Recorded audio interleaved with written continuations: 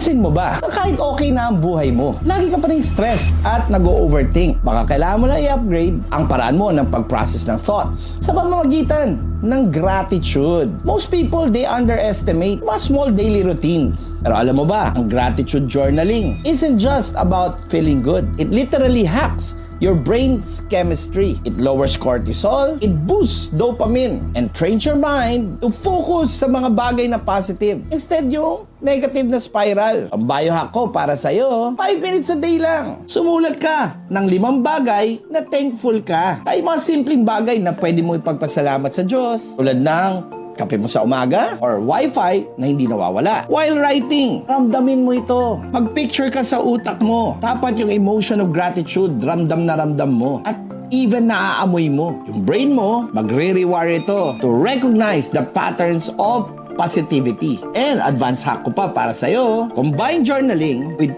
2 to 3 deep breaths or short cold splash to spike your alertness and reinforce neural pathways. And over time, your stress response will improve. Magugulat ka, pati yung overthinking mo, mawawala na yan. Yung mood mo, natural na maglilift without you spending too much money. Kaya stop surviving your thoughts. Start hacking your brain with gratitude journaling. 5 minutes a day lang. And your mental clarity, pati mood mo, and resilience ay biglang aangat. Guaranteed. This is John Calub, Philippines #1 success coach. Always say yes to success. Kaya follow na for more biohacking tips para alam mo yung mga ganitong bagay.